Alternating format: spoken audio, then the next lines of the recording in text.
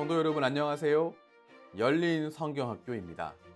오늘도 룻기 말씀을 통해서 함께 하나님 말씀을 배우도록 하겠습니다. 오늘 우리가 함께 나눌 말씀은 룻기 4장 1절부터 6절의 말씀입니다. 룻기 4장 1절로 6절입니다. 제가 봉독하겠습니다. 보아스가 성문으로 올라가서 거기에 앉아 있더니 마침 보아스가 말하던 기업 물을 자가 지나가는지라. 보아스가 그에게 이르되 아무개여 이리로 와서 앉으라 하니 그가 와서 앉음에 보아스가 그 성읍 장로 10명을 청하여 이르되 당신들은 여기 앉으라 하니 그들이 앉음에 보아스가 그 기업 물을 자에게 이르되 모압 지방에서 돌아온 나오미가 우리 형제 엘리멜렉의 소유지를 팔려 함으로 내가 여기 앉은 이들과 내 백성의 장로들 앞에서 그것을 사라고 내게 말하여 알게 하려 하였노라. 만일 내가 물으면 물으려니와 만일 내가 물으지 아니하려거든 내게 고하여 알게 하라. 내 다음은 나요. 그 외에는 물을 자가 없느니라 하니 그가 이르되 내가 물으리라 하는지라.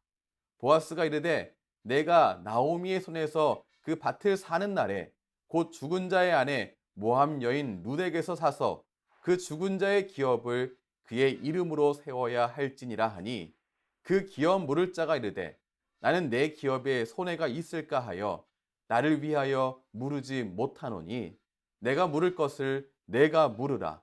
나는 물으지 못하겠노라 하는지라. 아멘.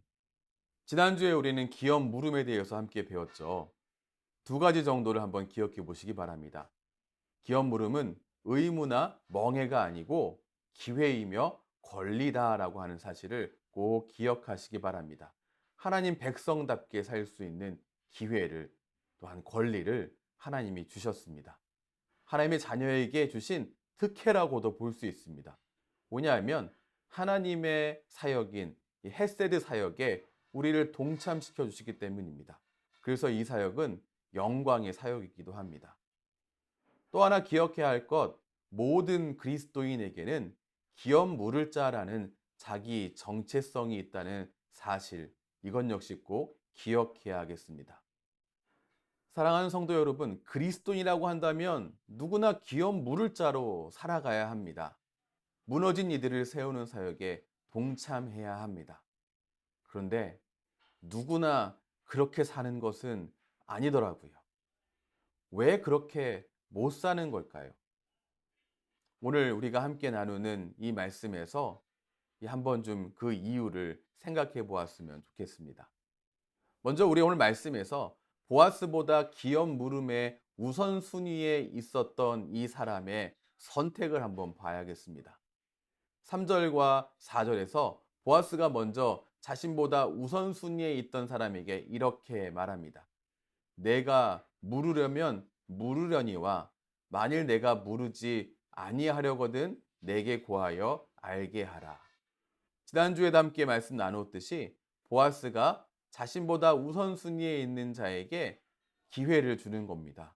영광스러운 기회를 말입니다. 이 이야기를 들은 우선순위 가진 사람이 4절에서 이렇게 말합니다. 내가 물으리라. 의외의 대답이었습니다. 처음에는 하려고 달려드는 거였죠. 자신이 하겠다라고 하는 것이었습니다. 이건 뭐죠? 순수한 열정이었나요? 이것을 순수한 열정이라고 보기에는 조금 어려운 것 같습니다. 왜냐하면 5절 말씀에서 보아스가 기업 물을 자의 책임에 대해서 다시 한번 말하기 때문입니다. 그리고 그것에 대한 반응이 있기 때문에 그렇습니다. 5절을 보시죠. 내가 나오미의 손에서 그 밭을 사는 날에 곧 죽은 자의 아내 모함 여인 룻에게서 사서 그 죽은 자의 기업을 그의 이름으로 세워야 할지니라. 자신이 사는 것이지만 이게 자기께 되지 못한다라고 하는 그 내용을 보아스가 자신보다 우선순위 있는 사람에게 설명해 준 거였습니다. 그러자 이 우선순위에 있던 사람이 이렇게 대답합니다. 6절, 나는 물으지 못하겠노라. 왜 물으지 못하겠는가? 그 이유를 조금 더 들어보시죠. 나는 내 기업에 손해가 있을까 하여 나를 위하여 물으지 못하노니. 제대로 이해하지 못했었던 거고, 들어보니, 생각해보니 이거 이만저만 손해가 아니겠다라고 하는 것이었습니다. 자신에게 유익됨이 없고 도리어 손해가 있음을 확인한 거였죠. 이 기업 물음의 우선순위가 보아스보다 앞에 있었던 그 사람, 이 사람은 이것이 자기에게 뭔가 유익이 될 거라 생각했습니다. 나를 위하여라고 하는 이 표현을 하고 있죠. 자신에게 도움이 될 것을 생각했는데 보아스가 뭐라고 말했습니까? 5절 말씀에서 그의 이름으로 세워야 할지니라. 이건 너를 위한 것이 아니고 바로 이 어려움 당하고 있는 무너져 있는 이 가정을 세우기 위한 것이다 라고 말했습니다. 결국 이 우선순위의 앞에 있었던 이 사람은 순수한 열정을 가지고 처음에는 하고자 하는 마음이 동해서 달려갔다가 이거 좀 생각해 보니까 안 되겠다라고 하는 이런 마음이 아니었고요. 처음부터 자신을 생각하는 마음이었습니다. 기업 물음이 무엇인지 제대로 이해하지 못했던 것이고요. 그 영광스러움이 무엇인지 깨닫지 못했습니다. 그러다 보니까 기업 물음을 자신을 위한 기회로만 인식한 것이었습니다. 자신에게 이게 유리한가 불리한가 그거 하나만 생각했던 겁니다. 그러나 성도 여러분, 하나님의 백성된 하나님의 자녀, 성도는 하나님 말씀대로 사는 데 있어서 유익과 손해 논리로 따지는 사람들이 아닙니다. 우리가 왜 하나님 말씀대로 살아가는가? 하나님 말씀이 그러하니 따르는 것이죠. 예수님이 그 길을 가셨으니 따라가는 것이죠. 우리의 어떠한 의지와 우리의 마음의 어떠한 그 욕심, 그것을 따라가는 것이 아닙니다. 마태복음 16장 24절 말씀에서 예수님께서 우리에게 이렇게 말씀하셨습니다. 자기를 부인하고 자기 십자가를 지고 나를 따르라. 우리의 의지와 우리의 욕심과 우리의 생각들 내려놓고 하나님 말씀이니 예수님이 그 길을 가셨으니 따라가는 것, 그것이 예수님의 제자된 그리스도인 된 삶임을 꼭 기억해야겠습니다. 기업 물을 자의 정체성을 결국 이 기업 물음의 우선순위 있었던 사람, 보아스보다 앞에 있었던 사람은 버려버리고 포기해 버렸는데요. 이것을 포기해 버렸을 때 어떤 일이 생겼는가? 오늘 1절 말씀이 잘 말해주고 있습니다. 같이 보실까요? 보아스가 성문으로 올라가서 거기에 앉아 있더니 마침 보아스가 말하던 기업 물을 자가 지나가는지라. 보아스가 그에게 이르되 아무개여 이리로 와서 앉으라. 성경은 기업 물을 자의 책임을 져버린 자를 기업 물을 자가 아니라 아무개 이렇게 말하고 있습니다. 보아스는 분명 이 사람의 이름을 알고 있었습니다. 그러므로 원래 보아스는 이 사람을 분명히 이름으로 불렀을 것입니다. 그러나 의도적으로 지금 이 사람의 이름을 감추어 버리고 있죠. 이 사람의 신분을 감추고 있습니다. 이건 지금 시대의 어떤 증인 보호 내지는 신상 보호 조치가 아닙니다. 그가 앞으로 취할 행동, 이것에 대해서 미리 귀뜸해 주기 위한 것입니다. 이 사람은 나오미의 기업을 물을 만한 인격이 되지 못하는 인물이다라고 하는 것을 사전에 미리 알려주는 겁니다. 그래서 이름도 기록할 필요가 없는 사람, 정말 쓸모없는 사람이다라고 하는 그런 의미, 이름을 밝힐 만한 어떠한 가치도 없다라고 하는 뜻입니다. 기업 물을 자라고 하는 존귀한 자로 불렸던 사람이 이제는 전혀 쓸모없는 어떠한 가치가 없는 이름이 부끄러운 사람, 이름을 기록할 필요가 없는 사람으로 전락해 버립니다.